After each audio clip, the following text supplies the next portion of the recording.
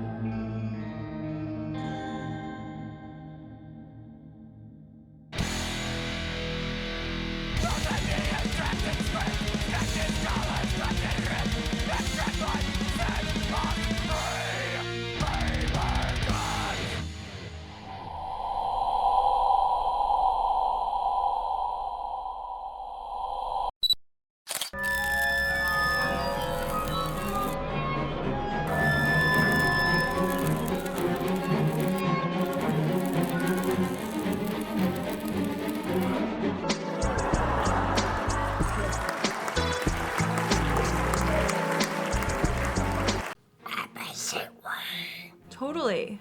It's pay-palodal is the only way to salvation.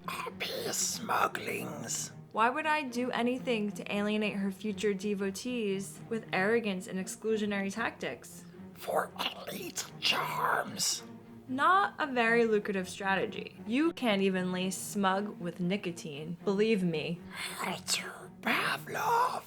A smug attitude is certainly not what made Accelerant, my line of ephedrine-infused sensual massage oils, the best-selling adult party favorite at gas stations in the tri-state area. Your body count impresses. You got to kill him with smiley labels and experimental drug cocktails. You're an industrial legend. Hey, from my award show appearances to all the security footage of me, people seem so interested in Melee Mondays.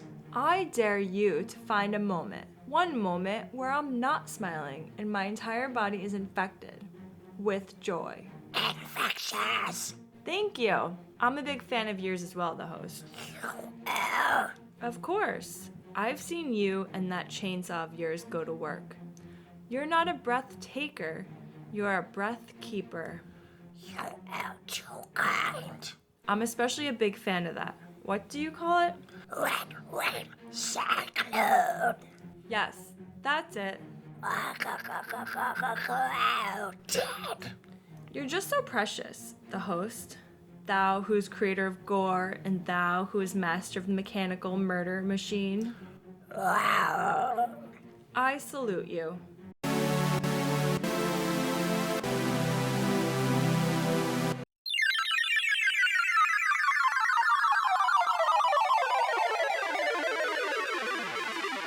Sentient Specks of Stardust?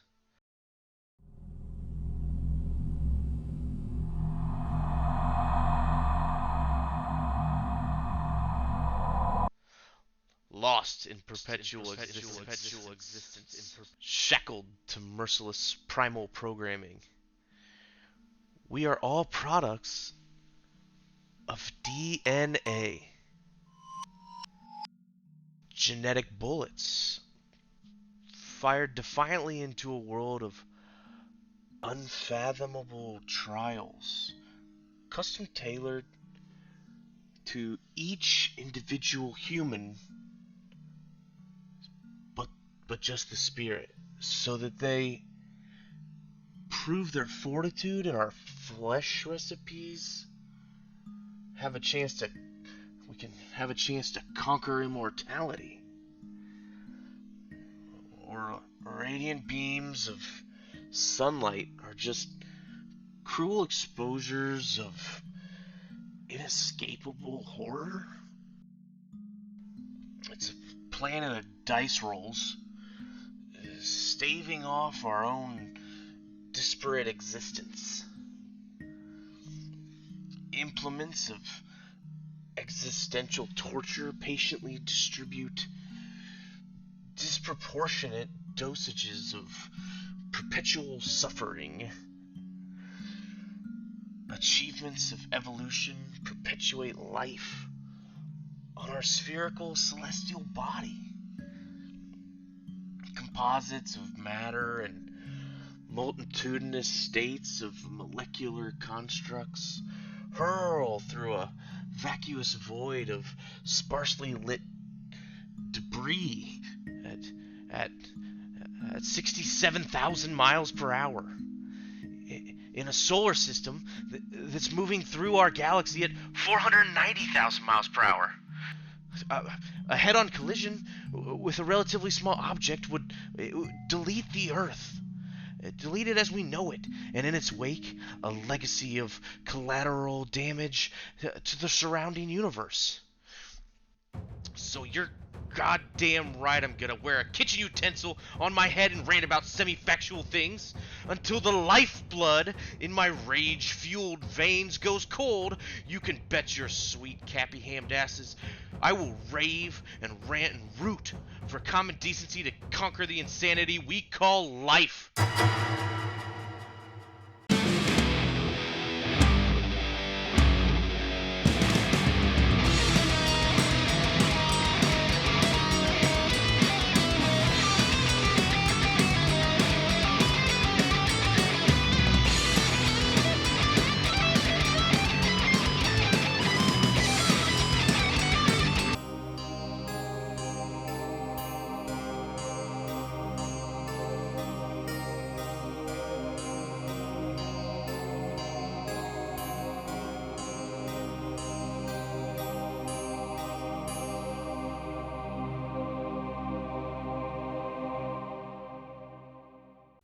There ain't a feel cooler in the world than sipping on a jar of homemade moonshine on the night of a full moon at the end of January. Any hot rod folks in attendance?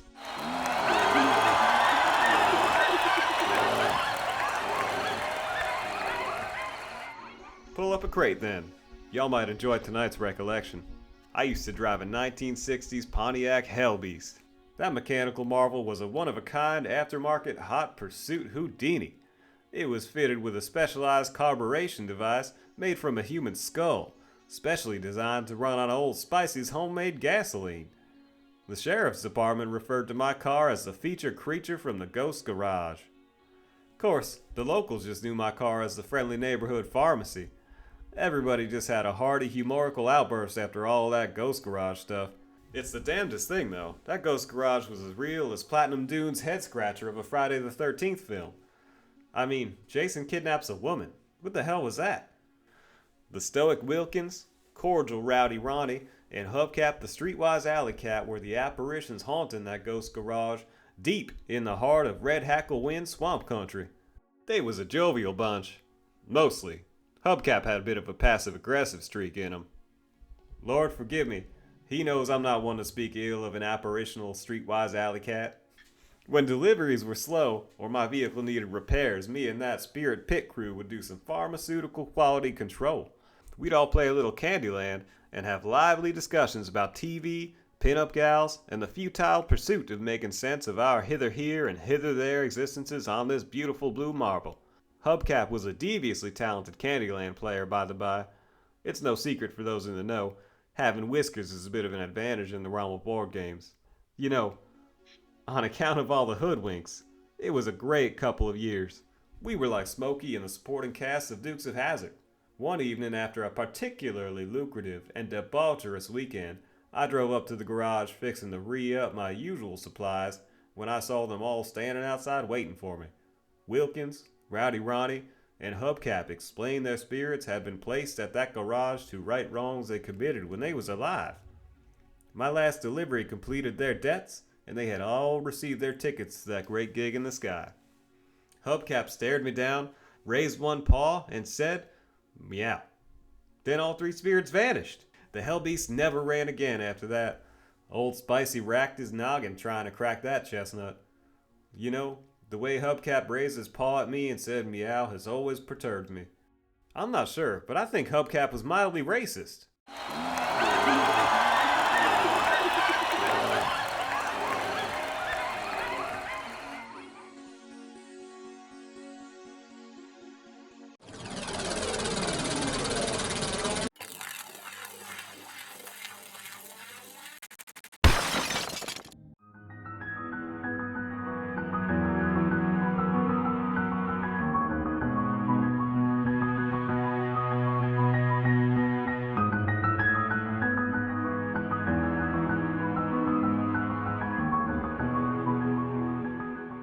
So, I solved the office, by the way.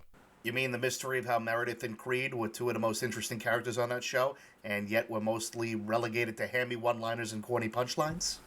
No. But those characters were criminally underrated. They are the unsung heroes of the American version of The Office. I solved the mystery of the Scranton Strangler. Ah. It was Toby, right? Everyone says he was the Strangler because of his obsession with the case and his odd mannerisms and, you know. Nope. You see, when you really consider all of the facts, the case is pretty obvious. Jim Halpert, he's the Scranton Strangler. Jim did it? Jim did it. I'd buy Dwight as the Strangler before Jim. Remember the time that he cut the face off a CPR dummy? No, that was a stabbing. It doesn't fit with the Strangler's M.O. And I guess that's true. All right, Senor Crouts, present your case. Exhibit A. Jim Halpert is both witty and charming. Aha! So, those are prominent traits in a lot of serial killers. All right, who are you more likely to pet? Okay, a cute little monkey or a great white shark? I guess I'd rather pet the cute little monkey. See? Of course you would. And it's too bad, too, because guess what? That cute little monkey has a straight razor behind his back. Uh-oh. Stab. Now you're dead. All right, fine. Point taken. What else you got? Exhibit B. For 9 seasons straight, Jim toyed with Dwight's fragile perception of reality, and we laughed at it. He was constantly playing elaborate pranks on Dwight, despite of Dwight's obvious signs of a pending mental break. I am walking into your forest of intrigue. Go on. Case in point. Season 2, Episode 10. Jim gives Pam this teapot, right? Full of Pam's personal effects. And each effect was something that Pam had either lost or personally discarded. So we can obviously say that at least one of those items was clearly rescued from the trash. I, too, found that moment to be more creepy than endearing. So now think about Jim's face, all right? Picture it in your brainstem, please, if you would, the Foliage. Okay. I am doing it. I'm picturing his smug face. Good. Now, look beyond that smug face and tell me, don't you see, planted in the center of his plastic face, that cold, calculating eye of a sociopathic otter? Oh, by the mighty trunk of Arbol del Tole, I see it. Jim is the Scranton Strangler. Good work, Senor Crouts. Thanks, the Foliage.